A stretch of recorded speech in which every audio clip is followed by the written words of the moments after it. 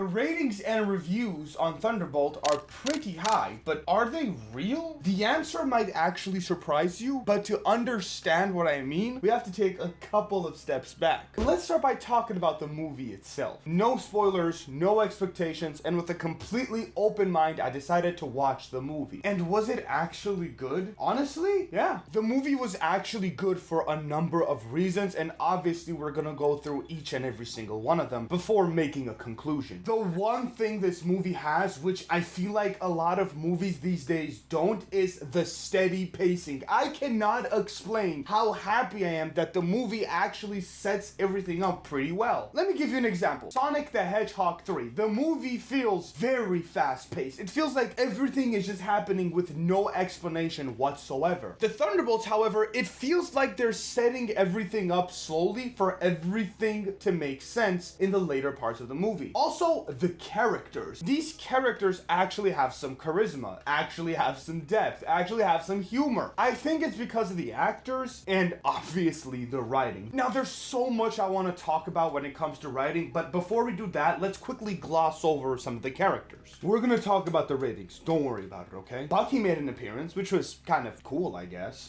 Ghost was there, you know, like Ant-Man, Ghost. She's there. It's pretty cool. David Harbour made an appearance. He's a pretty big guy. If you don't know who David Harbour is, he's the Red Guardian. And if that still doesn't ring a bell, Stranger Things, a pretty big TV series. But if I have to be brutally honest, the Russian accent wasn't all that convincing. It could have been better. Call me cheap, but I genuinely like the dime store Captain America. I think it's a unique take. And I know what you're thinking. Here, John, why are you glazing the movie like that? First of all, calm down. Second of all, Muscle Man? The movie wasn't perfect, and obviously there were some things that I didn't like, and I will talk about that, but not without talking about the writing first. For once, it finally feels like we're moving on from the old Avengers and the old Marvel and actually introducing a new storyline and a batch of new characters. The writers did something, and that same thing made Venom the hit that it was. They show us the other side of the story. They show us the villain's perspective, hence why Venom was so successful. Are you subscribed? Did you subscribe already? Please subscribe.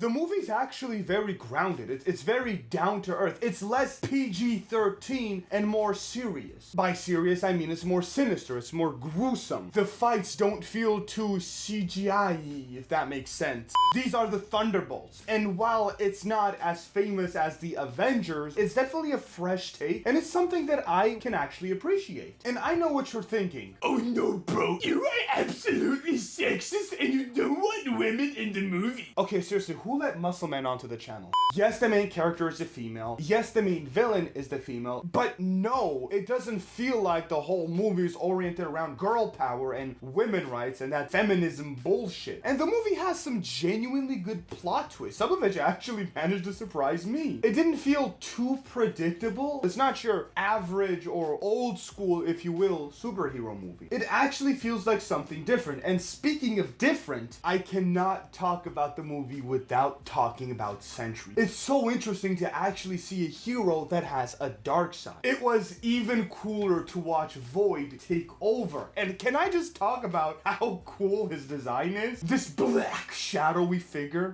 two tiny little dots for eyes, the way the blackness takes over the entirety of the world, the way he just banishes people to the Shadow Realm. I mean, it was actually good. So it's safe to say that the movie was pretty good. Now, was it perfect? No, and I have a couple of reasons why it wasn't. We're gonna talk about the ratings. It's not clickbait, I promise. Just give me a minute, okay? First things first, I don't like how Lena and Bob kind of bond. The whole I'm alone too, oh, I've been through this, oh, you can trust me. It's giving, gay. We don't like that.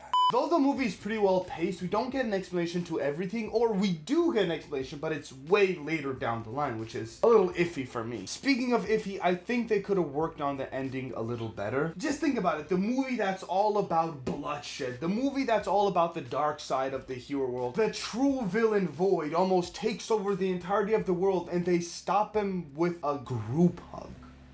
Gay. I'm sorry. It's just gay. What is this? My Little Pony, The Power of Friendship? Come on. Comment down below if you agree. agree. And while we're talking about the ending, let me just say this and get it off my chest. Valentina should have died. Why is she still alive? Okay, bro, you made your point, but what does this have to do with the rating? So the movie is good, don't get me wrong, but it is nowhere near as good as the ratings and reviews say it is. Was it like the top 5 Marvel movies of all time? Are you crazy? It may be top 5 in the recent Marvel films, sure, but not of all time. Nowhere near. So then why are the ratings so good? Well, I like to believe the ratings are fake, but not in a sense that you think. The ratings are actually artificially bloated. Did you subscribe already? Why didn't you subscribe? I really want to get monetized.